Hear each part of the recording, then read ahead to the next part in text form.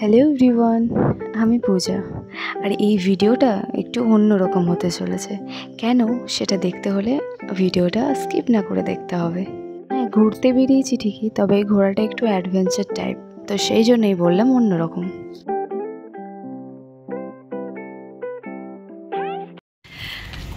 Guess the time, কটা বাজে এখন? 2:10 রাত্রিবেলা। রাস্তা পুরো ফাঁকা, কেউ নেই। আমাদের লাস্ট দিন আজকে এখানে, সেই জন্য আমরা এত রাতের মধ্যে বেরিয়ে পড়েছি। এখন বাজে 2:11। রাস্তার মধ্যে একটাও লোক নেই, আমরা সেজে গুজে বেরিয়েছি। আমাদের তো একটু আশেপাশে বলে দেখা। এই তো, হ্যাঁ বলছি কোথায় যাচ্ছি, কি করছি, আর এত রাতেই বা আমরা কেন বেরিয়েছি সবই আমি বলছি। তার আগে বলি, ট্যাক্সিতে আমরা উঠে পড়েছি। ভেবেছিলাম যে রাস্তায় হয়তো লোক থাকবে না, ঠিক লোক ছিল না, কিন্তু ট্যাক্সিতে ভরা। আর আমরা যে ঘুরতে যাব বলে ট্যাক্সিটা বুক করেছিলাম, তার গাড়ির তেল শেষ। সেই জন্য আমরা পেট্রোল পাম্পে আসি। পেট্রোল পাম্পে এসে দেখি এই একটা লম্বা লাইন। আমি ভেবেছিলাম এগুলো নয়তো নর্মাল দাঁড়িয়ে রয়েছে, বাট এইগুলো হচ্ছে তেল ভরানোর জন্য লাইন। তো আমাদের ট্যাক্সি যে দাদা ছিল, সে একটু রিকোয়েস্ট করেছিল যে আমাদের প্যাসেঞ্জার রয়েছে, একটু যেন ছেড়ে দেয়। তো আমাদেরকে আগে একটু ছেড়ে দিয়েছিল তেলটা ভরার জন্য। আমরা আজকে বেরিয়েছি একটু রাতে, যেহেতু আমাদের এটা মুম্বাইতে লাস্ট নাইট। তো আমরা ভাবলাম ঘরে ঘুমিয়ে থেকে কি করব, এই দিনটা তো আর ফিরে আসবে না। সেই জন্য অল্প সময় থাকার জন্য আমরা ভাবলাম চলো আজকে না ঘুমিয়ে রাত্রিবেলাটা কিছু এক্সপ্লোর করা যাক। আজকের আমাদের ডেস্টিনেশন হচ্ছে অটল সেতু আর স্লিং ব্রিজ, আর লাস্টে যদি সময় হয় তো যাব আমরা জুহু বিচে। ভোরবেলায় বিচটা কেমন লাগে দেখতে সেটাই।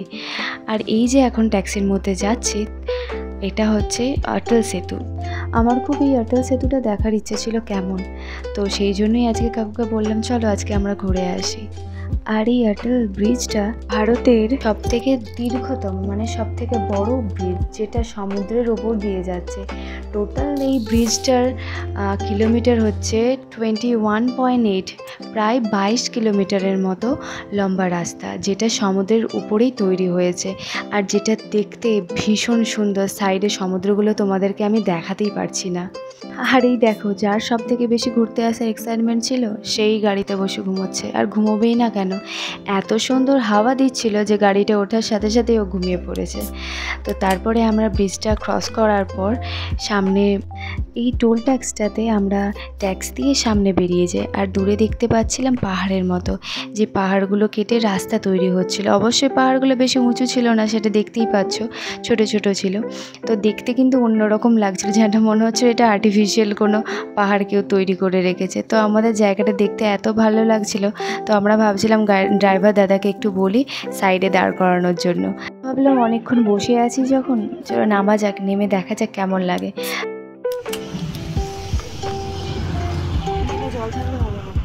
ওখানে কি আছে যে আদবে জানিস? মাটি খোঁড়া যাচ্ছে, বোঝাই যাচ্ছে যেন আর্টিফিশিয়াল গাছটা লাগানো। আর আমরা আজকে ডিসাইড করেছিলাম যে আজকে আমরা তিনজনেই ব্ল্যাক পরে বেরোবো। তো সেই রকমই আমরা তিনজনেই ব্ল্যাক পরে আজকে বেরিয়েছিলাম, দেখতেই পাচ্ছ। আর আমরা এই রাস্তার মধ্যে দাঁড়িয়ে ওপরে নীল আকাশটা দেখছিলাম, সাথে চাঁদ, এত সুন্দর লাগছিল।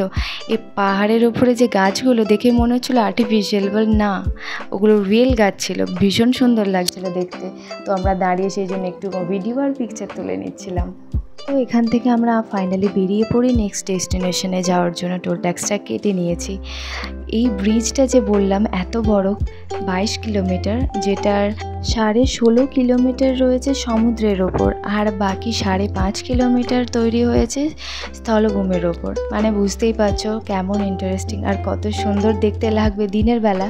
সেটা দেখতে অবশ্য পেলাম না, বাট রাতের মধ্যেই অনুভূতি করতে পারছিলাম যে এটা কত সুন্দর ব্রিজটা ছিল দেখতে।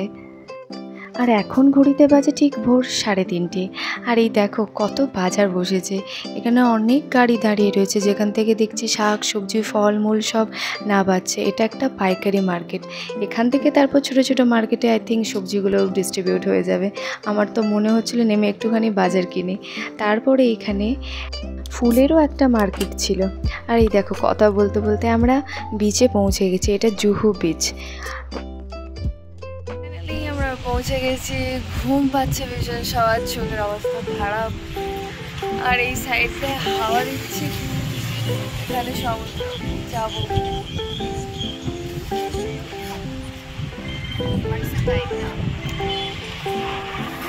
টাইমটা দেখো, টাইম এত ঘুম পাচ্ছিল আমার, কথাগুলো জড়িয়ে যাচ্ছিল। আর এই নামার পর যখন দেখছি এত সুন্দর হাওয়া দিচ্ছে, এত ভালো লাগছে, তখন আমার ঘুম 1 সেকেন্ডে উড়ে কোথায় চলে গেছে। তোমরাই একবার দেখো যে এত রাতে 4টে বাজে এখনো লোক রয়েছে। আমি ভাবলাম আমরাই হয়তো এসেছি এখানে, তারপর দেখছি অনেক লোক রয়েছে এখানে।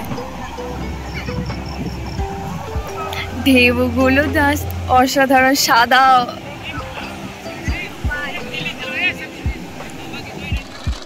জাস্ট একবার ফিল করে দেখো যে জায়গাটা কত সুন্দর লাগছে। এরকম ভোর, ফাঁকা বিচ, আর মাথার ওপর দিয়ে প্লেন যাচ্ছে, কারণ সামনেই এয়ারপোর্ট রয়েছে। এই বিচে আমি বিকালের ভিডিও দিয়েছিলাম, এখানে কয়েক লক্ষ ভিড় ছিল। আর এই ভোরবেলা পুরো ফাঁকা। আর এই সামনে যাকে দেখা যাচ্ছে, ইনি এখানে বিচ পরিষ্কার করছেন। সারা সন্ধ্যা থেকে যে বিচে এত নোংরা থাকে, সকালের মধ্যে এগুলো ক্লিন করে ফেলেন। তো আমার দেখে ভীষণই এই জিনিসটা ভালো লাগলো যে এখানে বিচটা ক্লিনও করা হয়। আমরা যেখানে বসে আছি তার পাশেও কিছু ফ্যামিলি রয়েছে, তারা বাড়ির থেকে চাদর, মাদুর এইসব বিছিয়ে নিজেদের মতো টাইম স্পেন্ড করছে। আর আমরাও সেগুলো দেখছিলাম, বাচ্চাগুলো রয়েছে, খেলছে। তারপর এখানে কিছুক্ষণ সময় কাটানোর পর আমরা বেরিয়ে পড়ি, আবার ট্যাক্সি করে নিই। এরপর আমরা যাচ্ছি এই ব্রিজটার ওপর দিয়ে, যেটার নাম হচ্ছে স্লিং ব্রিজ, আর যেটা দেখতে আমাদের কলকাতার ঠিক দ্বিতীয় হুগলি সেতুর মতো। সেরকমই লাগছে না দেখতে? চলো এবার বাড়ি যাওয়া যাক।